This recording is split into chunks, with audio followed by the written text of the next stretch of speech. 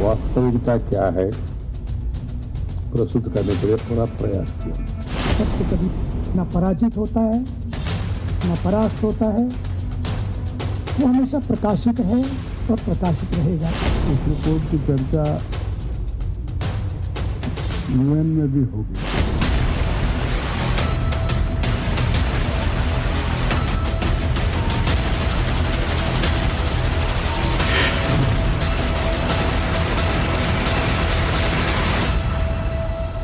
नमस्कार, देश के पसंदीदा डिबेट शो राष्ट्रवाद में आपका स्वागत। मैं हूं सुशांत सिन्हा। राष्ट्रवाद यानी देश से बढ़कर कुछ नहीं। आज बात करेंगे अल्पसंख्यकों की।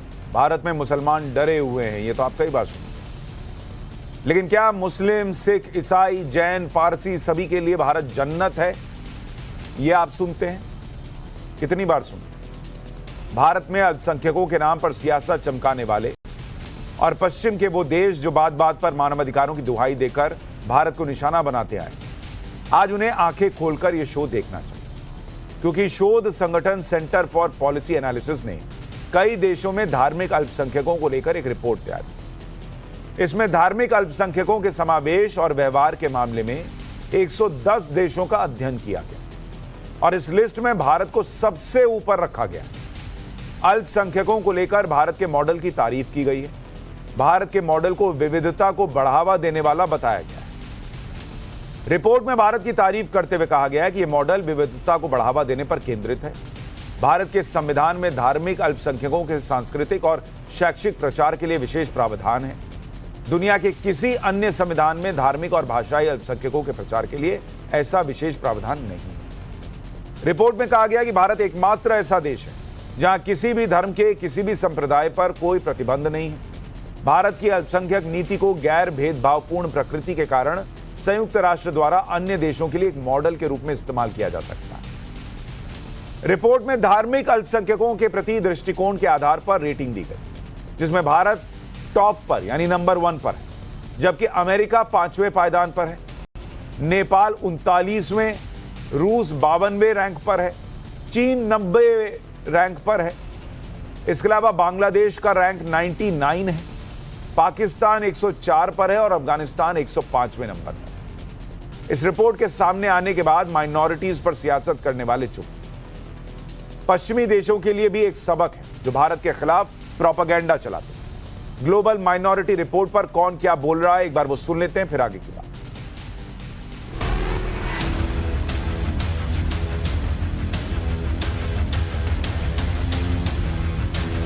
भारत के लिए एशिया की ऐसी एक फर्स्ट एक्सरसाइज है जो पूरे 110 देशों का जो ट्रीटमेंट है माइनॉरिटी के प्रति है उसको मैप करती है और बड़े तथ्यों के साथ।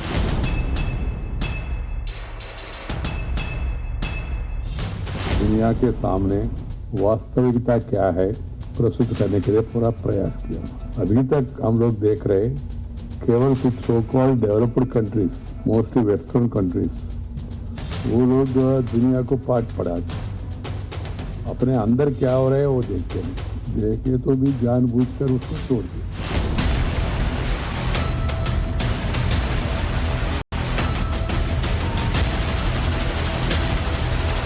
सत्य सत्य होता है।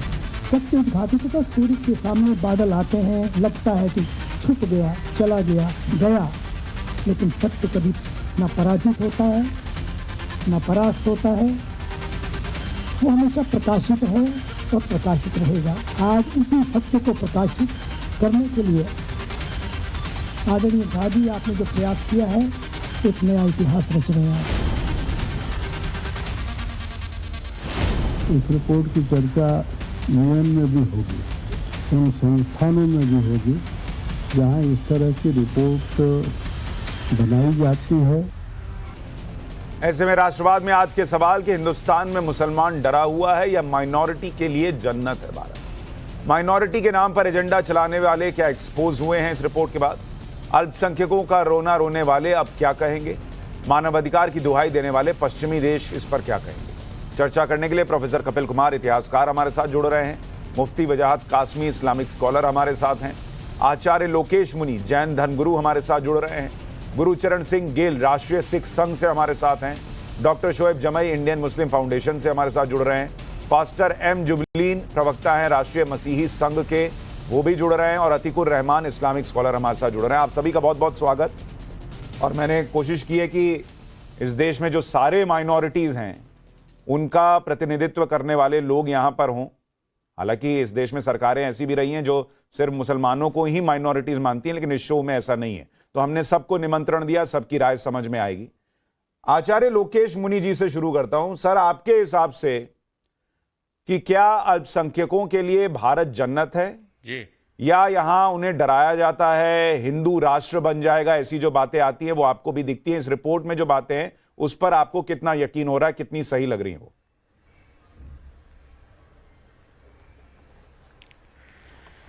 देखिए, जहां तक भारत देश की बात है, यहां बहुलतावादी संस्कृति है, अनेकता में एकता इस संस्कृति की मौलिक विशेषता है, सर्वधर्म सद्भाव उसका मूल मंत्र है, और इस देश की आबादी 135 करोड़ से अधिक लोगों की है। मैं देश भर में भ्रमण करता हूं, मुझे तो ऐसा कहीं नहीं लगता कि कोई एक जाति या संप्रदाय के लोग डरे हुए हैं या उनके भीतर ऐसा कुछ विषय है। हाँ, ये अलग बात है, कुछ लोग अपने निजी स्वार्थ के लिए या अपने पॉलिटिकल हितों को साधने के लिए समय समय पर इस तरह के हथकंडे अपनाते रहते हैं, लेकिन देश की 135 करोड़ की आबादी, जितना भारत के अंदर अल्पसंख्यक समुदाय सुरक्षित है, सुकून से रहता है, मैं समझता हूं पूरी दुनिया के अंदर एक मिसाल है ये भारत की। तो यहां पर ऐसा कदापि नहीं है, बल्कि अल्पसंख्यकों को पूरी स्वतंत्रता है। वो अपने धर्म का, अपने तौर तरीके से इबादत का रास्ता अपनाए और कहीं किसी को कोई कठिनाई नहीं है। इसलिए इस तरह की बात को कहना कि भारत में कोई कुछ लोग डरे हुए हैं। जैन धर्म गुरु हैं आचार्य लोकेश मुनि, उनका कहना है भारत में सभी अल्पसंख्यकों को पूरी आजादी है। जो लोग या एक समुदाय डरा हुआ है, इसकी जो बात होती है, ये सिर्फ कुछ लोगों का प्रोपेगेंडा है, ये उनका कहना है। शोएब जमाई साहब, आपके हिसाब से क्या स्थिति है भारत में? अल्पसंख्यक, मुसलमान, सिख, ईसाई सब खुश हैं? आपको लग रहा है सब बेहतर स्थिति में है दुनिया के मुकाबले? देखिए सुशांत जी, ये जो रिपोर्ट आई है सेंटर फॉर पॉलिसी की, ये रिपोर्ट जरा गौर से अगर लोग पढ़ेंगे तो उसमें एक बहुत स्पष्ट बात लिखी हुई है कि वो भारत के जो संविधान के अंदर जो अल्पसंख्यकों को जो राइट्स मिले हैं और जो उसको सुनिश्चित किया है, अल्पसंख्यकों के हवाले से जो उसको एम्पावर किया है, उसकी तारीफ की गई है। भारत का कौन मुसलमान ऐसा होगा जो इस बात को नहीं मानता होगा? हमें तो फख्र है इस बात का कि संविधान हमारा इतना मजबूत है कि हमारे लिए उसमें हक हैं। लेकिन हम एतराज या हम विरोध कब करते हैं? जब मौजूदा सरकार इसी संविधान के विरोध में काम करती है। हम हमेशा ये कहते आए हैं और हमेशा कहेंगे कि भारत का संविधान हमको ये हक देता है, लेकिन मौजूदा दौर के सरकार में संविधान को कहीं ना कहीं ताक पे रख करके माइनॉरिटीज के साथ जो कुछ हो रहा है वो दुनिया देख रही है। संविधान को कोई बुरा नहीं कर रहा है। भारतीय होना हमारा लिए गर्व का विषय है, वो हमेशा रहेगा। नहीं, माइनॉरिटीज के साथ क्या हो रहा है? अभी आपको मैंने सुनाया, आचार्य लोकेश मुनि कह रहे हैं कि हम बहुत खुश हैं, हमको कोई दिक्कत नहीं है। ये प्रोपेगेंडा है कुछ लोगों का कि माइनॉरिटीज के साथ गलत हो रहा है। आप बताइए क्या हो रहा है जो उनको नहीं दिख रहा, आपको दिख रहा है? आचार्य मुनि जी जैन धर्म गुरु है, मैं उनका सम्मान करता हूँ। वो एक माइनॉरिटी वो भी हैं, उनके साथ बिल्कुल कुछ नहीं हुआ, बहुत अच्छी बात है, बहुत सुरक्षित है। लेकिन आप देखिए, इस देश में एक माइनॉरिटी जो मुसलमान है, जब मॉब लिंचिंग होंगे तो हम आवाज उठाएंगे। जब आप अल्पसंख्यकों को टारगेट करके एक प्रोपेगेंडा बेस्ड चैनल के थ्रू, मीडिया के थ्रू, बजरंग दल, वीएचपी के थ्रू जब लगातार टारगेटिंग की जाएगी, मॉब लिंचिंग की जाएगी, तो हम आवाज उठाएंगे। दूसरी बात, क्या इसी देश में जो क्रिश्चियंस हैं, जो एक दूसरा अल्पसंख्यक है, क्या उनके चर्च नहीं तोड़े जा रहे हैं? साउथ इंडिया में क्या जो वहां की हिंदू सेना है और तमाम सेनाएं, क्या उन्होंने चर्च पे हमले नहीं किए? फरीदाबाद में चर्च पे हमले नहीं हुए? तो हुए ना। तो माइनॉरिटीज यहाँ पे बहुत सारे हैं, 2, 5, 6 जातियां जो माइनॉरिटीज हैं, उसमें पहली बात तो मुझे अच्छी लगी कि आप मानते हैं कि इस देश में आप, अच्छी बात यह है शोएब भाई कि आप मानते हैं कि इस देश में माइनॉरिटीज और भी हैं, ये बड़ी अच्छी बात है। नहीं तो इस देश में माइनॉरिटी इज इक्वल टू मुस्लिम मान लिया गया। पहली बात तो ये आप अच्छी बात कर रहे हैं। दूसरी बात, नहीं सुन लीजिए, दूसरी बात आपने कहा कि मुसलमानों की लिंचिंग हो गई। नहीं सुन लीजिए, अब फिर आप बोल रहे हैं या मैं बोल लूं? मैं कह रहा हूं आपने बोला मुसलमानों की लिंचिंग हो गई, हिंदुओं की भी लिंचिंग हुई है। आपने कहा आप आवाज उठाएंगे, लेकिन आपने इसकी आवाज तो नहीं उठाई, या उस तरह से आवाज तो नहीं उठी जब सर तन से जुदा के नारे लगे और लोगों का सर कत्ल किया गया, उनका सर काटा भी गया, तब तो आवाज नहीं उठी, तब कोई डर तो नजर नहीं आया। एक शब्द आप बोल नहीं सकते, इस तरह का माहौल बना दिया गया, पत्थर चले, सब कुछ हो गया। और आप कह रहे हैं चर्च तोड़े जा रहे हैं, मंदिर भी तोड़े गए हैं। आप कह रहे हैं चर्च तोड़े जा रहे हैं, यहां आरोप यह भी लग रहा है, सुप्रीम कोर्ट में मसला चल रहा है कि कन्वर्जन ऐसे कराया जा रहा है धोखा देकर। तो हर तरह की चीज हर धर्म में चल रही है। इसका मतलब हिंदू कहे कि हम डरे हुए हैं, सिख कहे हम डरे हैं, ईसाई कहे हम डरे। अरे भैया, आपको क्या राइट नहीं है? यह प्रश्न है जो इस पर अभी थोड़ी और चर्चा करूंगा। एक रिएक्शन आपका लिया। कपिल जी, आपके हिसाब से क्या वाकई शोएब जमई की चिंता ठीक है, या जो जैन धर्म गुरु कह रहे हैं वो ठीक है? देखिए, मुझे कभी कभी हंसी आ जाती है हाँ, जब ये बात आती है माइनॉरिटी की, और अक्सर ये शोएब जमई साहब और इस तरीके के लोग जो बात करते हैं कि साहब माइनॉरिटी के अंदर पढ़ाई की कमी है, पैसे की कमी है, नौकरी की कमी है। मैं इनकी बात एक मान लेता हूँ कि ठीक है, मुस्लिम कम्युनिटी के अंदर आपके ये कमी है, रोज़गार की है, पैसे की है, पढ़ाई की है। लेकिन मुझको एक बात का ये जवाब दें कि ये जो लोग मुस्लिम माइनॉरिटी के नाम पे राजनीति करते हैं, इनके कुनबों के पास इतना पैसा कहाँ से आ जाता है? इनके कुनबे तो पढ़ेंगे कॉन्वेंट स्कूल में और अपने यहाँ के बच्चों को पढ़ाना चाहेंगे मदरसे के अंदर और कहेंगे शिक्षा की कमी है। मुझे समझाइए इस बात को आप। ये डबल स्टैंडर्ड जो है। और दूसरी बात इनसे एक पूछिए जरा, ये जो रिपोर्ट्स आती है माइनॉरिटीज को लेके, जरा एक स्टडी करवा लीजिए कि इंटर माइनॉरिटी रिलेशंस क्या हैं, इनके आपस में इंटर माइनॉरिटी रिलेशंस क्या हैं। क्या सैयद कुरैशी से या अंसारी से शादी करते हैं, या उनको किस तरीके से देखते हैं? वहां पर वो माइनॉरिटी नहीं बन जाती with in the minority.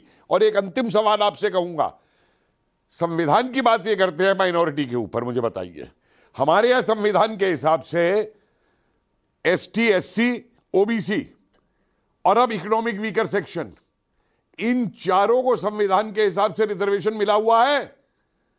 Aligarh university और जामिया यूनिवर्सिटी,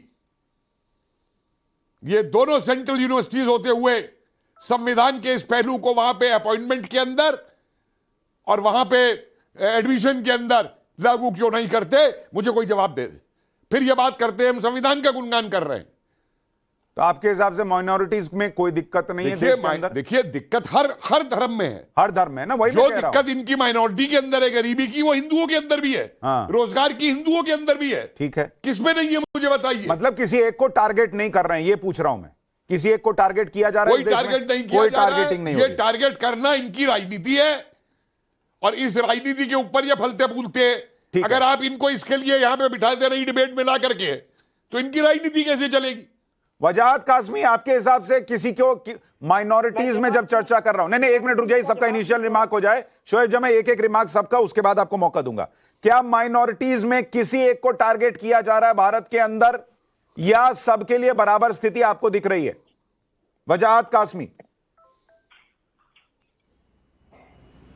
देखिए सुशांत भाई, हमारे देश में सबसे छोटी माइनॉरिटी जो है वो पारसी हैं, जैन हैं, क्रिश्चियंस हैं, सिख हैं, मुसलमान तो एक बहुत बड़ी मेजोरिटी है माइनॉरिटी होने के साथ साथ। लेकिन एक चीज इन्होंने घुट्टी में पी ली है कि कांग्रेस की सरकार थी तो भी ये कहते थे, जबकि सब कुछ इन्हीं का था, इनका ऐसा मानना था उस वक्त, तो भी ये कहते थे कि सरकार कुछ नहीं कर रही है। और अब तो इनकी दुश्मन सरकार है, जिसको इन्होंने चुना ही नहीं, इनके मिजाज के खिलाफ सरकार है, कानून को लागू करने वाली, लॉ एंड ऑर्डर को मजबूत करने वाली, संविधान को मजबूत करने वाली सरकार है। और फिर मैं कहता हूं, अभी लिंचिंग की बात हो रही थी, आफताब के 35 टुकड़ों का जिक्र करेंगे ये, उस पर ये आवाज उठाएंगे। उदयपुर में जो घटना हुई उस पर इनकी जुबानें सबकी बंद हो गई, और माइनॉरिटी पर जुल्म हो रहा है। अरे जुल्म तो तुम खुद करने वाले हो, और दूसरे को क्यों? और इस मुल्क की मेजोरिटी को मैं दाद दूंगा कि 100 करोड़ से ज्यादा बहुत ताकतवर होने के बावजूद भी वो इनके उकसाने में नहीं आ रही है, इनके साथ जुल्म का मामला नहीं कर रही है। और इनके हालात तालीम के, और तालीमी पसमानदगी के दिख जाएंगे। ये झूठ बोलते हैं यार टीवी पे बैठ करके, शिक्षा की कमी है, इसकी कमी है। आप मुसलमानों की शादियां अटेंड करिए, क्या बुरा हाल है। 20-20 करोड़ की, 50-50 करोड़ की शादियां हो रही हैं। कहीं शिक्षा की कमी नहीं, कहीं पैसे की कमी नहीं, कहीं गुर्बत की कमी नहीं, कहीं जाके इनकम टैक्स वाले उनका गला नहीं घोट रहे हैं, और पूरा देश इधर से उधर इन्होंने कर दिया है। और ये अब देखो, एक इन्होंने अपना डीएनए इस तरह का बना लिया है कि इनको देश के खिलाफ कोई भी बात होगी उसमें बढ़ चढ़ के हिस्सा लेना है और टीवी में बैठ के झूठ बोलना है कि आपके हिसाब से भी कोई टारगेटिंग किसी माइनॉरिटी की नहीं हो रही। लोकेश मुनि जी, आ रहा हूं, एक एक रिएक्शन सबका ले लूं, फिर आपके पास आ रहा हूं। आपके पास आ रहा हूं गुरुचरण सिंह गिल साहब, आपके हिसाब से सिख समुदाय को टारगेट किया जा रहा है, किसी माइनॉरिटी को आपको लगता है टारगेट किया जा रहा है भारत में? ऐसा है कि इसका राजनीतिक नारेबाजी के कारण कुछ स्वार्थी लोग दुरुपयोग करते हैं। भारत में जितनी स्वतंत्रता है धर्म की, आस्था की, संस्कृति की, अपने शिक्षण संस्थान चलाने की, दुनिया में कहीं नहीं है।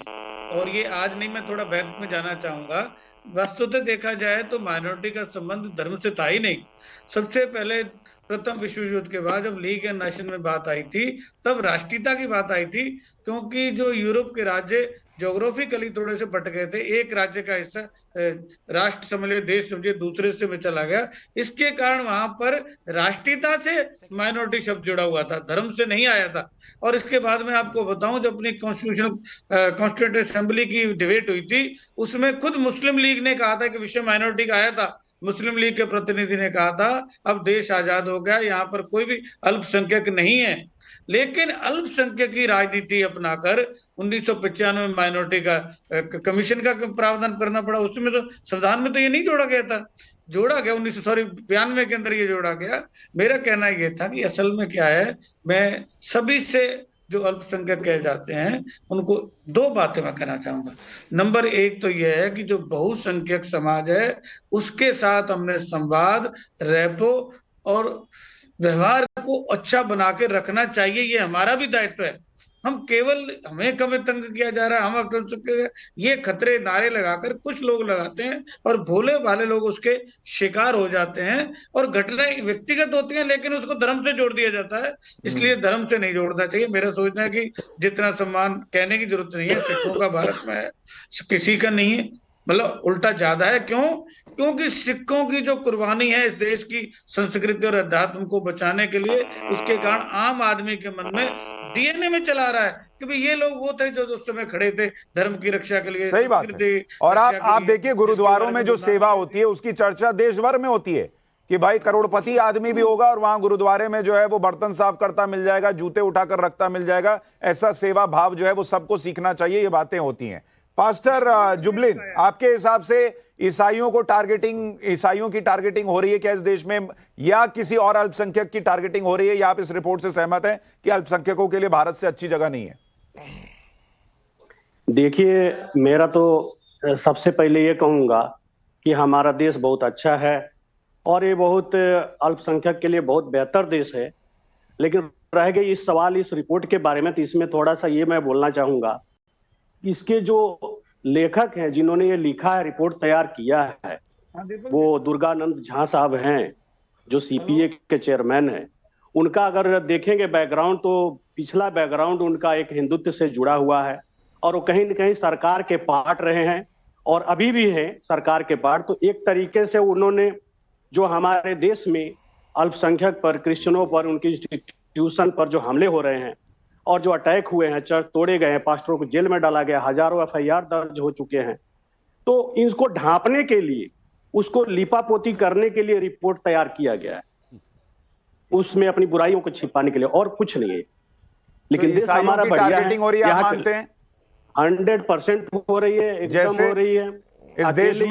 इस देश में सैकड़ों मिशनरी स्कूल चल रहे हैं, क्या उनको कोई दिक्कत आती है? रिपोर्ट बता रहा हूं, आप देख लीजिए, अंबाला में चर्च तोड़ दिया, जीसस की स्टेचू तोड़ी गई, आपको पता होगा इसके बारे में। मध्य प्रदेश में जो सेंट जोसेफ चर्च स्कूल पर हमला किया गया हिंदुत्व के द्वारा, भगवा लोगों के द्वारा। यूपी में देख लीजिए 700 पास्टर जेल में चले गए हैं और वहां से बहुत मुश्किल से उनको जमानत भी नहीं दे रही है सरकार। और मुझे ये बताइए, नहीं एक मिनट पास्टर साहब, मुझे ये बताइए कि ऐसी कोई भी घटना क्या दूसरे धर्मों में नहीं हुई है? और क्या जो धर्मांतरण के आरोप लग रहे हैं उसको जो है साइड, उसको बिल्कुल साइड करके छोड़ दिया जाए, उस पर कोई चर्चा ना हो? देखिए, आप जा करके देश विदेश में हिंदुत्व का प्रचार कर रहे हैं, आप बताइए किसी ने आपको जेल में डाला, एफआईआर दर्ज किया हो? आपके धर्म हिंदुत्व का प्रचार कर रहे हैं, एक मिनट, हिंदुत्व का प्रचार कर रहे हैं और जो आरोप लग रहा है कि भाई आप मेरे धर्म में आ जाओगे तो तुम्हारे स्कूल की फीस मैं भरूंगा, तुम्हारा खर्चा मैं उठाऊंगा, ये हो रहा है क्या? आप भी जा करके और आपको नहीं, आप भाई, मैं खुद मिशनरी स्कूल में पढ़ा, पटना के अंदर सबसे प्राइम लोकेशन पर संत जेवियर स्कूल है। कहां टारगेटिंग हो रही है? क्या टारगेटिंग हो रही है मुझे बताइए। टारगेटिंग हो रही है क्योंकि आप क्योंकि कहीं पूरे देश में चर्च टूट गया तो इसका मतलब टारगेटिंग है, और जो मंदिर टूट गए एक नहीं सुनिए, एक नहीं है, 700 एफआईआर दर्ज हुआ यूपी में। तो पूरे देश में 700 एफआईआर का मतलब ईसाइयों को टारगेट किया जा रहा है। पूरे देश में 135 करोड़ के देश में 700 एफआईआर का मतलब होता है टारगेटिंग हो रही है। बहुत ज्यादा एफआईआर हुआ, बहुत सारे लोग जेल में गए उससे अभी पूरे भारत में। अरे भाई, तो जेल में गए, मुझे ये बताइए, जेल के अंदर गए तो उसके बाद बाहर भी आएंगे ना, अगर कुछ नहीं हुआ तो टारगेटिंग करके जेल में डाल देंगे। जमानत ही नहीं दे रहे हैं। जमानत देने लायक व्यवस्था होगी तो जरूर मिलेगी। सुनिए, क्यों देंगे? सरकार उनकी है। अच्छा, किनकी सरकार है? देश भर में बीजेपी की सरकार है। बिल्कुल है, देश भर में बीजेपी की सरकार है। जहां जहां गए हैं, जहां जहां एफआईआर हुई, सब जगह बीजेपी की सरकार है। ठीक है, एक मिनट अतिकुर रहमान फिर आ रहा हूं कपिल कुमार जी। ओके, मैंने आपका पॉइंट लिया। आपके हिसाब से नहीं, एक मिनट रुक जाइए, एक इनिशियल कमेंट लेने दीजिए। आपके हिसाब से चर्च टूट गया या अगर एफआईआर हो गई ईसाई पर तो इसका मतलब सारे ईसाइयों को टारगेट किया जा रहा है। एक मिनट, मैंने पॉइंट टेकन, अभी रुकिए, एक मिनट इनिशियल कमेंट लीजिए। शोएब अतिकुर रहमान साहब, आपकी राय। जी, सुशांत जी, आप ही की डिबेट पर हमको झूठा भी कह दिया गया, हमको ये भी कह दिया गया कि हम राजनीति खेलते हैं, राजनीति करते हैं, हम अपने बच्चों को बड़े बड़े स्कूलों में, मिशनरी स्कूल में भेजते हैं और बाकी सब कम्युनिटी के लोग मदरसे में जाते हैं। तो ये इल्जाम, हाँ नहीं, लेकिन फिर भी कहा गया ना जनरली, मैंने कहा तो हम राजनीति जो राजनीति करते हैं उनके लिए कहा मैंने, तो और मैं बरकरार हूं इस बात के ऊपर और साबित करूंगा। और आप भी इस असलियत को जानते हैं, आप भी जानते हैं इस असलियत को। अच्छा, लेट हिम कंप्लीट वंस, एक बार आप बोल लें। तो सवाल ये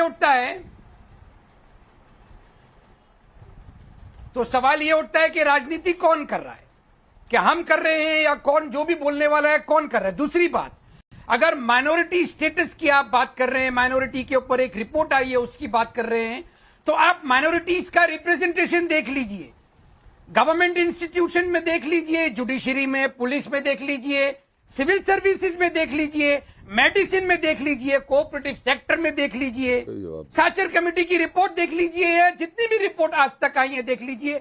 महाराष्ट्र के अंदर जब हाईकोर्ट ने कहा कि 5% माइनॉरिटीज को, मुस्लिम माइनॉरिटीज को एजुकेशनल और इकोनॉमिक बैकग्राउंड के ऊपर आप रिजर्वेशन दीजिए, आज तक के नहीं दिया गया। प्रेजेंट सरकार आई, उसने एक नए कमीशन का भी गठन कर लिया कि नहीं भाई, हम उसको दे रहे हैं, Tata institute of research sciences को दे रहे हैं कि वो तय करेगी कि माइनॉरिटी मुस्लिम्स का स्टेटस क्या है। अलबत्ता आपके ऊपर यह निर्भर करता है सुशांत जी कि आप राजनीतिक नहीं। अतिकुर रहमान साहब, मेरा एक प्रश्न है। अतिकुर रहमान साहब, मेरा एक प्रश्न है। नहीं, अतिकुर रहमान साहब, मेरा एक प्रश्न है। क्या आपने, नहीं अतिकुर रहमान साहब, मेरा प्रश्न सुनिए, क्या आपने इस देश के अंदर कभी जैनियों को यह कहते सुना है कि हम सरकार में कितने हैं, हमको सरकारी नौकरी में कितना आरक्षण मिला हुआ है? क्या आपने सिखों को यह बोलते हुए सुना है? आप एक तरफ मदरसे में पढ़ेंगे और अगर आप खुद कहेंगे कि आपके यहां कम्युनिटी में पढ़ाई का, शिक्षा का स्तर नीचे है, और फिर आप चाहेंगे कि हम जैसे भी पढ़े लिखे हो, हमको डॉक्टर भी बना दीजिए, हमको सरकार में भी ले लीजिए, हमको सरकारी नौकरी भी दे दीजिए, वो तो नहीं कह रहे, आप क्यों कहते हैं फिर इसको? मुझे पता है कि आप मुझे पूरा नहीं करने देंगे। लीजिए, एक जैन भाई को मुझे आप बताइए जो कि इकोनॉमिकली बैकवर्ड हो, एक सिख किसान को बताइए जो क्यों नहीं है, यही तो मैं पूछ रहा हूं। आप बताइए ना, जैन कम्युनिटी इकोनॉमिकली वीक क्यों नहीं है? आप बताइए, इसका जवाब दीजिए। क्या इस देश के अंदर जहां प्रधानमंत्री कहे कि अल्पसंख्यकों आप पूरा नहीं करने दे रहे हैं? अरे आप बोल रहे हैं तो मैं काउंटर पर प्रश्न ना करूं? मैं आराम से खामोश बैठा हुआ हूं, मैं माइनॉरिटी नहीं हूं भाई। अरे मैं तो सेकंड लार्जेस्ट मेजोरिटी हूं। हम बहुत, आप बिल्कुल सही कह रहे हैं, आप माइनॉरिटी नहीं है, लेकिन मैं क्या कह रहा हूं, एक बात समझिए अतिकुर रहमान साहब, हम सिर्फ धर्मांतरण करना चाहते हैं। अतिकुर रहमान साहब, हम मैं सिर्फ नहीं, सुनिए मेरी धर्मांतरण बात करना सुनिए। चाहते अतीकुर हैं, रहमान हम साहब, सिर्फ आतंक फैलाना चाहते हैं। अरे भाई अतीकुर हम रहमान पंचर साहब, बनाना मेरी चाहते बात हैं। सुनिए पहले, मैं हमारे आपसे अंदर क्या कोई कह रहा हूं। काबिलियत नहीं है। अपने पंचर दिमाग बनाने में के ये जो बावजूद विक्टिम कार्ड आपने भर लिया है कि मुझे बात नहीं पूरी करने देंगे, मुझे इस देश में ये नहीं मिल रहा, मुझे सरकार में आरक्षण नहीं मिल रहा, जैन कम्युनिटी में कोई गरीब नहीं है। अरे क्यों गरीब नहीं है ये तो पूछिए। सिख कम्युनिटी में कोई गरीब नहीं है, क्यों गरीब नहीं है ये तो पूछिए। आपको बस ये बोलना आता है, मुझे स्टूडियो बुला के बोलने नहीं देंगे, मुझे देश में ये नहीं मिल रहा। आप क्या कर रहे हैं ये तो सोचिए। हर वक्त ये विक्टिम कार्ड कैसे चलेगा सर?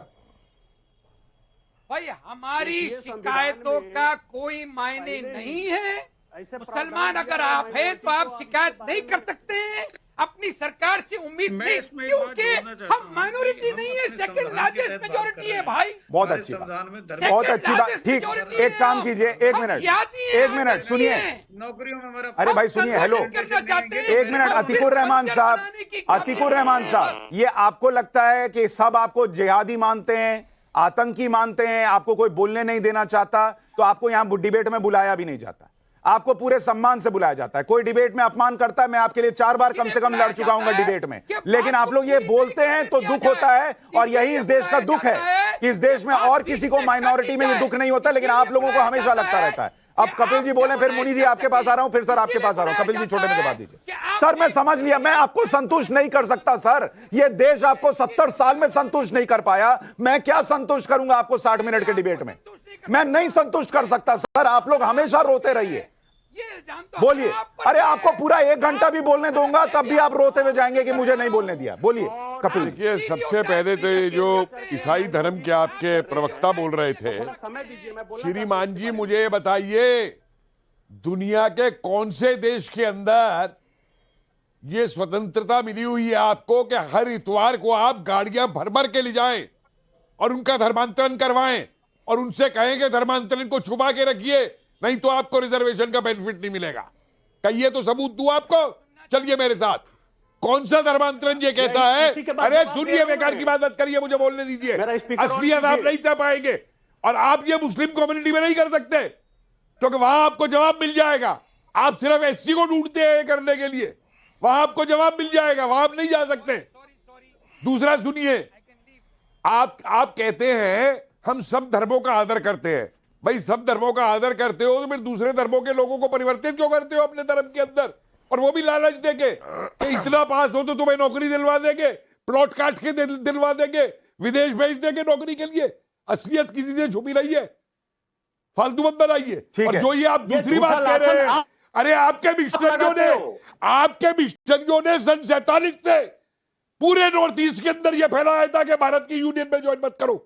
आप इतिहासकार से बात कर रहे हैं, पता नहीं कितनी झूठी बात। अरे आपकी तरह में पेट प्रवक्ता नहीं हूं, के खिलाफ मैं आपकी तरह धर्म परिवर्तन कराने वाला नहीं हूं। ठीक है, आप? 1 मिनट सर, 1 मिनट। आप इतिहासकार से बात कर रहे हैं। Okay okay sir. 1830 में आपने लिखा था पोप को कि 50 साल में हम पूरे हिंदुस्तान को ईसाई बना देंगे। पुरानी बात तभी खोदेंगे तो आपके में भी बहुत सारी बुराइयां हैं। अरे बुराइयां नहीं, मैं आपको आपका आईना दिखा रहा हूँ। नहीं मैं एक एक करके, 1 मिनट कपिल जी, आपने बोला उनको जवाब देने का मौका, अच्छा उनको जवाब देने का मौका देने दीजिए। 1 मिनट मैं आपको मौका दे रहा हूँ। मैं ये बताना चाहता था कि जो आपने यहाँ जैन और सिख लोगों को बैठाया है उसके बारे में बता रहा हूँ कि संविधान में पहले ही माइनॉरिटी के साथ 2 तरीके से देखा गया है, एक को सीधी आंख से, एक को फूटी आंख से देखा गया है। अरे आपको तो आंखें बंद करके देखेंगे, आपको दोनों आंखें बंद करके देखेंगे। सुन तो लीजिए, अच्छा सुन लीजिए, अरे उनकी आंखें सुन लें एक बार, क्या फूटी आंख है? सुन लीजिए, जवाब सुन लीजिए। तो उस समय क्या हुआ जब माइनॉरिटी में, आप देखिएगा उसमें दिया गया है कि यदि अगर कोई मुस्लिम या क्रिश्चियनिटी में जाता है तो उसके राइट्स खत्म कर दिए जाएंगे, लेकिन अगर कोई जैन में जाएगा, अगर कोई क्या करता है बुद्धिज्म में जाता है, सिखिज्म में जाता है, तो उसको फ्री है। तो ये तो खुद ही आपके नेता लोग, अरे भाई कॉन्स्टिट्यूंट असेंबली में आपके भी 2 बैठे हुए थे, उन्होंने क्या किया? व्यवहार कर दिया है। आपके 2 बैठे थे, क्या किया उन्होंने? अभी देखिए डिबेट, कितना पैसा आप पोप से लाते हैं धर्म परिवर्तन के लिए? आपने पक्ष लिया है, खुल के बताइए, तरफदारी किया है। तो आज लोग चैनल पर बैठ के तरफदारी कर रहे हैं। वेटिकन से कितना पैसा आता है आपको? सर 1 मिनट, अरे आपकी गुणगान तो गाएंगे ही। नहीं 1 मिनट, मैं ये कह रहा हूँ, देखिए अभी डिबेट के 25 मिनट नहीं गुजरे। वेटिकन से कितना पैसा आता है जरा डिस्क्लोज करिए कपिल जी। इसके साथ कंडे Kapil ji 1 minute sir, 1 minute. आपके लिए भी आता है साहब, मेरे लिए नहीं आता साहब, मेरे लिए नहीं आता है, आपके लिए आता है। आपके लिए आता है, मेरे लिए कोई देखिए, नहीं आता। जितने भी हिंदुत्व के ऑर्गेनाइजेशन है विदेश में, वो सारे आते फंडिंग। अमेरिका ने अभी रोका है वहां से फंडिंग। हाँ, तो तुम भी तो कन्वर्ट हुए हो, तुम्हारे बाप दादा क्या थे? तुम्हारे अरे बाप वो दादा क्या थे? कन्वर्ट होना ही तुम लोग हर पड़ेगा। तरफ से फायदा वो उठाना कन्वर्ट जानते हो। होंगे। तुम्हारे बाप अरे दादा सर, क्या थे? करेंगे, जबरदस्ती गुलाम बना के रखेंगे। अरे तुम्हें गुलाम बना के रखा है। एक मिनट तुमने दुनिया को गुलाम बनाया है किसी को। क्रिश्चियनिटी ने। आप बात तुमने क्या करोगे? कॉलोनीज बनाई है। सर एक मिनट, कपिल जी एक मिनट रुक जाइए सर, एक मिनट रुक जाइए, ऐसे नहीं होगा। क्रिश्चियनिटी का इतिहास मकबूल हो गया था, ईसाई धर्म का ऑडियो दोनों का कम सारी कर दुनिया दीजिए। को गुलाम तुमने रखा। आचार्य लोकेश मुनि जी, अब आप अपनी बात कहिए। आचार्य लोकेश मुनि जी, आ रहा हूं शोएब भाई।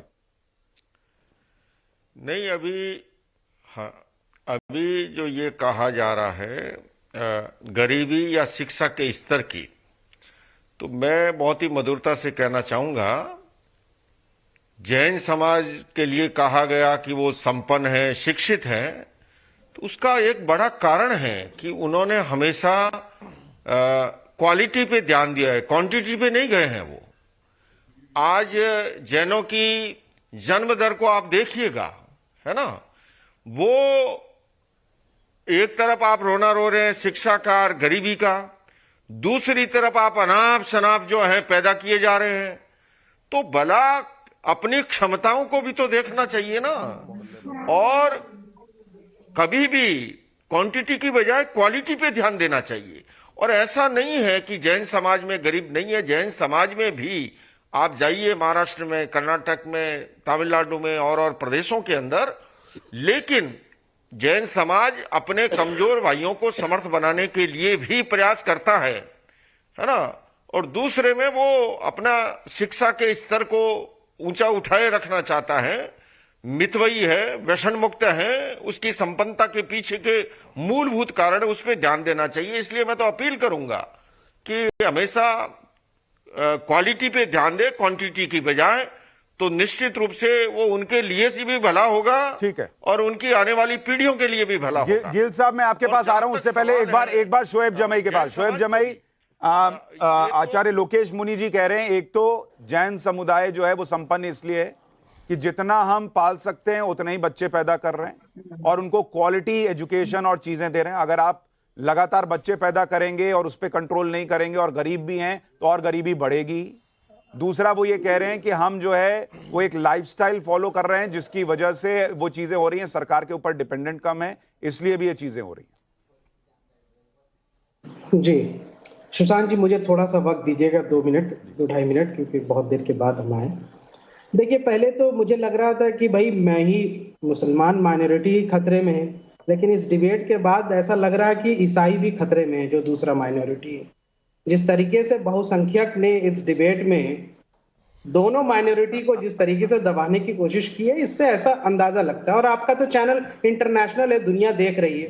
बहरहाल असल देखिए मुद्दा क्या है कि जो इन्होंने कहा कि पॉपुलेशन के हवाले से, आपको पता है सर, इंडिया की जो नेशनल जो फर्टिलिटी रेट है वो भारत सरकार की रिपोर्ट है, health and family welfare planning जो डिपार्टमेंट, उसकी रिपोर्ट ये कह रही है कि सबसे कम जो फर्टिलिटी रेट है, बड़ी तेजी से जिसकी घटी है, उसमें से सबसे अव्वल नंबर पे मुस्लिम, सबसे कम। लेकिन नेशनल एवरेज से अभी भी मुसलमानों की ज्यादा बढ़ती है। ये इस वक्त की ये गवर्नमेंट की रिपोर्ट नंबर 1।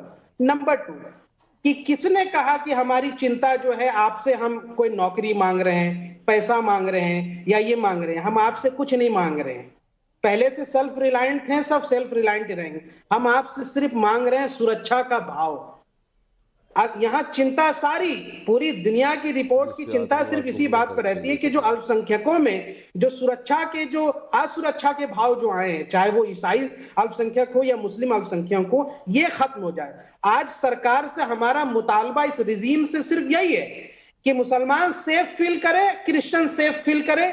जो लगातार एक हिंदुत्व एलिमेंट्स लगातार थ्रेट बनती है माइटी इंस्टीट्यूशंस के लिए, कब्रों के लिए। आप देखते नहीं हरियाणा में कब्र को उखाड़ उखाड़ के फेंक दिया जा रहा है। मस्जिदों पे हमले होते हैं, चर्चेस पे हमले होते हैं, मुसलमान पे आइडेंटिटी के बुनियाद पर हमले होते हैं। शोएब भाई, मैं आपको सेफ्टी का एक एग्जांपल देता हूं। शोएब भाई, मैं आपको सेफ्टी का एक एग्जांपल देता हूं। आचार्य जी, आ रहा हूं आपके पास।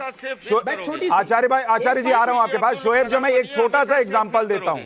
इस देश में एक घटना हुई, इसी चैनल में एक डिबेट हुआ, उसमें एक मुस्लिम व्यक्ति ने शिवलिंग का अपमान किया और एक हिंदू महिला ने मुसलमानों की भावनाएं आहत की। वो जो मुस्लिम व्यक्ति था वो आज भी घूम रहा है, वो टेलीविजन डिबेट्स में आपको आज भी दिख जाएगा। और वो जो हिंदू महिला थी वो उस दिन के बाद से कहां है ये किसी को नहीं पता। वो इस तरह से डर के साए में जी रही है। अब आप बताइए, इस देश में हिंदू डरा हुआ है कि मुसलमान डरा हुआ है? ईमानदारी से बताइए। मुझे तो सुशांत भाई बड़ी हैरत होती है, आप बड़े इंटेलिजेंट व्यक्ति हैं। इस पूरे मामले के बाद दिल्ली पुलिस ने सबसे पहले जो केस दर्ज किया वो नुपुर शर्मा पे किया था, लेकिन तस्लीम रहमानी पे नहीं किया। सारे एपिसोड देखने के बाद शादाब पे कर दिया, दूसरे लोगों पे कर दिया, सब लोगों पे कर दिया, वैसी साहब पे कर दिया, लेकिन तस्लीम रहमानी साहब पे नहीं किया। तो क्या दिल्ली पुलिस की इस असफलता कहेंगे या दिल्ली पुलिस की नाकामी नहीं? यही तो मैं आपको दिखा रहा हूं कि इस देश में 100 करोड़ हिंदुओं के भावनाओं को आहत करने वाला बिना केस के आराम से घूम रहा है। और उस महिला ने जो कहा उस पर सही गलत वगैरह की तो बहस ही छोड़ दीजिए, सिर्फ भावनाएं आहत हो गई तो सर तन से जुदा के नारे लगे, उसका वीडियो देखने वाले का सर तन से जुदा कर दिया गया और वो महिला डर के मारे रह रही है घर में छुप कर। उसके बाद आप कह रहे हैं कि मुसलमान डरा हुआ है, तो कौन डरा हुआ है इसका प्रश्न न पूछूं? उस महिला को पार्टी से निकालने का काम भारतीय जनता पार्टी ने किया। अरे आप पहले घर से तो निकाल के लाइए, डर आपका इतना है कि वो निकल नहीं सकती और आप कह रहे हैं मुसलमान डरा हुआ है। ये हम डरा रहे हैं। कौन डरा रहा है? उसका वीडियो देखने वाले का सर काट दिया तो वो महिला बाहर आएगी तो क्या होगा? सलमान रश्दी के साथ क्या हुआ? सुनिए, अभी श्रद्धा हत्याकांड हुई ना, हाँ, तो श्रद्धा हत्याकांड में लोगों ने कहा कि लड़का चूंकि मुसलमान है इसलिए लव जिहाद है। और उसी घटना के 3 दिन बाद जो है दिल्ली में एक और घटना हुई जिसमें सर काट दिया गया। अभी 2 दिन पहले एक पति को 10 टुकड़े करके अरे भैया सुनिए, एक मिनट, शोएब जमाई लव जिहाद कहा या लव जिहाद नहीं कहा? मेरे जैसे लोगों ने लव जिहाद नहीं कहा श्रद्धा मर्डर केस को, कुछ लोगों ने लव जिहाद कहा। लेकिन बावजूद इसके क्या मुझे ये बताइए, उस आफ्ताब का परिवार कहीं छुप के रह रहा है, उसको कोई मार रहा है, काट रहा है, सरतन से जुदा के नारे लग रहे हैं? जिन्होंने लव जिहाद कहा उन्होंने भी किया क्या? नहीं किया ना। नुपुर शर्मा कहां है? क्यों वो छुप के रह रही है? बताइए अगर आप डरे हुए हैं तो। आफ्ताब का नाम आशीष होता तो डिबेट करते। आफ्ताब का नाम आशीष होता, आफ्ताब का नाम आशीष होता तब भी डिबेट हुई है। इस देश में तंदूर कांड हुआ, डिबेट नहीं हुई। जेसिका लाल मर्डर केस हुआ, डिबेट नहीं हुई क्या? और नुपुर शर्मा क्यों छुपी हुई है? बताइए आप लोगों को शर्म नहीं आती? कोई खड़ा नहीं हुआ नुपुर शर्मा के साथ कि वो महिला क्यों छुप के रह रही है? उसको रेप थ्रेट क्यों मिल रहा है? पत्रकार हैं, दलाली करते हैं आप लोग चैनलों पे बैठ के और फालतू की रिपोर्ट के यहां से। अरे यार प्लीज शोएब भाई, ये विक्टिम कार्ड फेंकना बंद कीजिए। आप लोग बंद कीजिए विक्टिम कार्ड फेंकना। हर वक्त आप ही लोग परेशान हैं। गुरचरण सिंह जी बोलिए। परेशान इन्हीं को किया जा रहा है, हमें किया जा रहा है।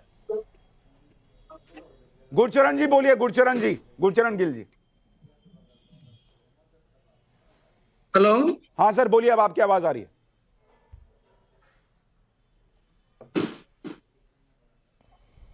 हाँ जी दीपक जी। सर आवाज आ रही है। मेरे से कहे ना कुछ बोलने को।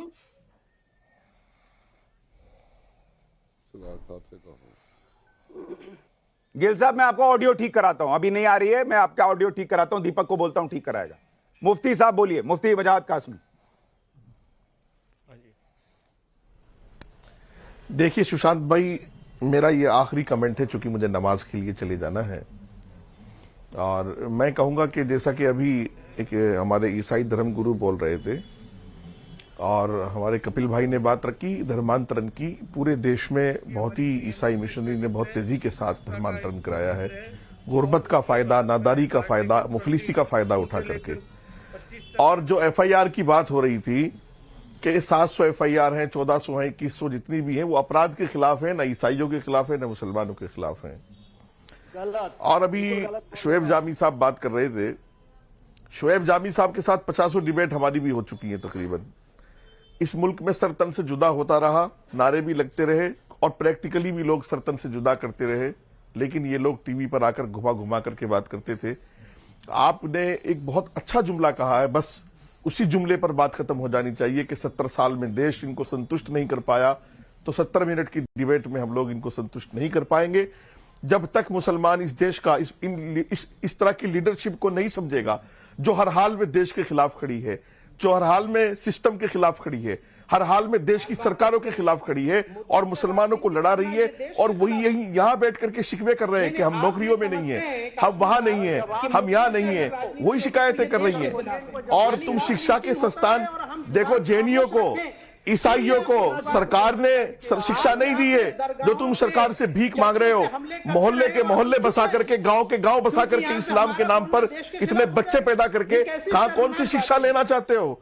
तुम्हारी शादियां तो करोड़ों में हो रही है, शिक्षा संस्थान तुमसे बनते नहीं है, तुमसे अच्छे स्कूल बनते नहीं है, और नौकरियां मांगते हो सरकार से, और बात करते हो जेएनयू की और क्रिश्चियनों की कि तुम्हें उनकी बराबरी चाहिएगी। हिंदू कार्ड नहीं खेलते आप? कहते नहीं कि हिंदू पे हमला हो रहा है? नहीं, आप बताइए, आपके मुंह से पूरी डिबेट में निकला कि आफ्ताब ने 35 टुकड़े किए, गलत हुआ। हिंदू आपके मुंह से कोई बात नहीं निकलती है। आप हमेशा जब भी आते हैं यहाँ हिंदू मुसलमान करते हुए आते हैं। आप कभी नहीं कह सकते कि आप जिस देश की आर्मी में पुजारी की भी भर्ती होती हो, मौलवी की भी भर्ती होती हो, क्रिश्चियन की भी भर्ती होती हो सूबेदार रैंक पर, आज उस देश के खिलाफ अगर आप सबसे पहले तो मुसलमान आके खड़ा होता है। आप जैसे लोग आके खड़े होते हैं। आप देश को अप्रिशिएट करने नहीं आते, भीख मांगने आते हैं सरकार से कि सरकार तुम्हें नौकरियां दे, सरकार तुम्हें तालीम दे, सरकार तुम्हें अनाज दे। पास्टर जुबलिन अपनी बात कही, पास्टर जुबलिन अपनी बात कही। शोएब जमी थोड़ा सा रुकिए, 1 मिनट, पास्टर साहब बोल रहे हैं। जुबलिन साहब बोलिए। इन्होंने इन्होंने बताया कि धर्मांतरण की ईसाई मिशनरी धर्मांतरण करा रहे हैं, बहुत तेजी से करा रहे हैं। इनके पास कोई सबूत है, कुछ आंकड़े हैं कि जिन लोगों ने जबरदस्ती कराया हो, लालच दे के कराया हो या गुमराह करके कराया हो, ऐसा कुछ है? अगर कोई स्वेच्छा से करना चाहेगा तो आप कौन होते रोकने वाले? किस पर हुई है? आप संविधान से बड़े हो क्या? कानून से बड़े हो? ज्यादातर धर्मांतरण पर हुई है। इस देश में धर्मांतरण अपराध है। इस देश में संविधान के खिलाफ है धर्मांतरण कराना, और ज्यादातर एफआईआर धर्मांतरण पर हुई है। संविधान इजाजत देता तो तुम कौन होते हो? संविधान से देश चलेगा, ईसाई मिशनरी से देश नहीं चलेगा। 1 मिनट, तुम्हारे राशन बांटने से देश नहीं चलेगा। अच्छा 1 मिनट, कासमी साहब 1 मिनट। धर्मांतरण, पास्टर जुबलिन एक बात बताइए, वो जो आप 700 एफआईआर बता रहे हैं वो किस चीज पर है? 700 एफआईआर पास्टर जुबलिन, वो 700 एफआईआर किस चीज पर है? इनको पता ही नहीं है, पढ़ के नहीं आए हैं। उस पर गुमराह करके बनाया गया है कि धर्मांतरण करा रहे हैं। सारे धर्मांतरण पर है, सारे धर्मांतरण पर है। झूठ बोल रहे हो। बिल्कुल धर्मांतरण के ऊपर। ठीक है, तो पास्टर जुबलिन मेरा आपसे एक प्रश्न ये है। झूठ बोल रहे हैं। 1 मिनट सर, 1 मिनट। पास्टर जुबलिन, मेरा इसका मतलब मेरा आपसे प्रश्न एक ये है कि मिशनरी स्कूल खोल रहे हैं, इस देश का बड़ा वर्ग उन मिशनरी स्कूल में पढ़ने जाता है, अस्पताल हैं उनमें जाता है इलाज कराने के लिए, आपको दूसरी सारी सुविधाएं हैं, नौकरी करो, कहीं जाओ, आपको कोई डर नहीं, खतरा नहीं। आप पर मात्र 700 एफआईआर का आप शिकायत कर रहे हैं, वो धर्मांतरण को लेकर है। उसमें अगर साबित नहीं होगा तो खत्म हो जाएगा। तो इसका मतलब आप इस 140 करोड़ की आबादी में खुद को डरा हुआ महसूस करेंगे सिर्फ इसलिए कि 700 एफआईआर हैं? नहीं, सुशांत से ये पूछो कि इस देश में धर्मांतरण संविधान में है कि नहीं है? पूरे भारत में जायज है कि इस देश में धर्मांतरण, ये क्यों नहीं पूछते हो इनसे आप? तो पूरे भारत में भी इसका मतलब भाई सारा मसला धर्मांतरण पर आकर रुक रहा है ना, और तो आपको कोई टारगेटिंग नहीं हो रही ना भाई। आप पहले देखिए, इस रिपोर्ट पर बहस हो रही थी, ये रिपोर्ट में इन्होंने तुलना किससे किया है? अब ये नॉर्थ कोरिया बनाना चाहते क्या इस देश को? तब जाके कहेंगे कि हाँ ऐसे हो गया है। भाई भारत जो है स्वतंत्र देश है। सुशांत, इनसे ये पूछिए कि धर्मांतरण डायरेक्ट जिस तरह ये लोग करा रहे हैं संविधान में है कि नहीं है? नॉर्थ कोरिया से करेंगे आप, इसकी तुलना चेचनिया से करेंगे। भारत एक लोकतांत्रिक देश है। आपके वेटिकन से करते हैं, तांत्रिक देश है, आपके वेटिकन बना दे, रोम बना दे, वरना चीन में जाके धर्मांतरण कराओ। आप बना रहे हैं, आप वेटिकन को लिखते हैं, आप वेटिकन से पैसा मांगते हैं। हम भारत देश से खुश है, हमारा देश अच्छा है। हम तो तब भी बता रहे, इतने परेशान करने के बावजूद भी हमारे लिए खुशी, हमारा देश अच्छा है, बहुत बढ़िया है। इतना परेशान करने के बावजूद भी बिल्कुल सिर्फ धर्मांतरण को लेकर किसी ने एफआईआर करा दी तो आप परेशान हो गए, इतना परेशान कर दिया। अरे हिंदू देवताओं को अपना बताते हैं, ये भंगवे कपड़े पहन के जाते हैं वो कन्वर्ट कराने उड़ीसा में और सब जगह। अरे भाई तुम हिस्टोरियन से बात कर रहे हो, तुम किसी लफंडर से बात नहीं कर रहे हो, समझ गए? कोई किसी का बटा हुआ नहीं है, बटा हुआ नहीं है। मणिपुर में जाकर के किस तरीके से इन्होंने परिवर्तन किए आप लोगों ने इसको बता रहे हो आप? गिल साहब क्या ऑडियो ठीक हुआ क्या? बता रहे हो आप? गिल साहब का ऑडियो ठीक हो गया। एक बार गिल साहब आपका आखिरी कमेंट। एक मिनट साहब, कैमरा में आप रोने लगे। गिल साहब आपका आखिरी कमेंट। आपने शुरू करवाया था। गुरचरण गिल साहब, गुरचरण गिल साहब। हाँ जी, गुरचरण गिल। हेलो। हाँ सर बोलिए, अब आपकी आवाज आ रही है, बोलिए। हाँ, मैं जो पहले भी कहा था शायद सुनाई दिया। मेरा कहना यह है कि हमको डिबेट का एक स्तर रखना चाहिए। जो उस रिपोर्ट में जिक्र में कमियां कोई है ना, उनका विश्लेषण किया जाता। जिसके अंदर अच्छाइयां दी गई हैं कि हमारे प्रावधान में हमारी प्रीएम्बल से लेकर आर्टिकल 25 से लेकर 28 तक, और बाद में 29 प्रोटेक्शन के बारे में गारंटी देता है, फिर 30 एजुकेशन इंस्टीट्यूशंस की बात करता है। ये सारे प्रावधान प्रारंभ से ही रखे गए हैं। इस बात की तारीफ भी की जानी है कि भारतीय संविधान है। दूसरी बात, जो आरोप प्रत्यारोप की बात है, मैं कहना नहीं चाहता विश्लेषण, मैं आपको बताऊं, आपको राहु मसूमराजा बहुत विद्वान हुए हैं, साहित्यकार हुए हैं, तो बहुत पहले लेख पढ़ा था मैंने। उन्होंने कहा कि देश का विभाजन होने के बाद मुस्लिम के मन में थोड़ी सी हीन भावना थी, और उसका शोषण कर कर उन्होंने इनको डराए रखा, और वही डराए चलता रहा। वरना 70 रुपए कमेटी की रिपोर्ट आती है, देश के अंदर इतने साल तक अगर देश में आजादी रहा, सब कुछ मिला, और इसके बाद विकास नहीं किया, तो कौन जिम्मेवार है? कुछ लोगों ने शिकार बनाया। सर मैं माफी चाह रहा हूं आचार्य लोकेश मुनि जी, मैं मेरे पास बिल्कुल वक्त नहीं है, पर मैं चाहता हूं आखिर में अंदर से ये डर कैसे निकलता है? हाँ जी, हेलो हेलो, आवाज आ रही है? हाँ मुनि जी, ये बताइए, अंदर से जो ये डर का भाव कुछ लोगों में बैठा हुआ कि हम ही प्रताड़ित हैं, हमें डराया जा रहा है, ये कैसे निकाला जा सकता है? देखिए, मैं सुशांत जी ये कहूंगा, इन्हें कहिए डॉक्टर एपीजे अब्दुल कलाम बनिए, हम राष्ट्रपति बना देंगे, आप बनेंगे तो डर के रहना पड़ेगा। इन्हें कहिए कि ये मौलाना अब्दुल कलाम आजाद बने, हम शिक्षा मंत्री बना देंगे, लेकिन ये सर तन से जुदा की नारे लगाएंगे और फिर कहेंगे कि ये हो गया वो हो गया। तो इसके अंदर आत्मचिंतन करे, आत्मावलोकन करे, आत्म प्रतिलेखन करे, देश के अच्छे नागरिक बन के रहिए, यहां पर किसी को कोई दिक्कत नहीं होगी। ठीक है। लेकिन अगर आप दूसरों के साथ गलत व्यवहार करेंगे तो आपको डरना भी पड़ेगा। बहुत बहुत शुक्रिया सर हमारे साथ जुड़ने के लिए आप सभी का। और जो देश का कानून के गलत के खिलाफ जाएगा उससे डरना ही होगा, और अगर आप देश के साथ हैं तो फिर इस देश में जो अपॉर्चुनिटीज हैं वो असीम है। जो बात कह रहे थे आचार्य लोकेश, एक छोटा सा ब्रेक है।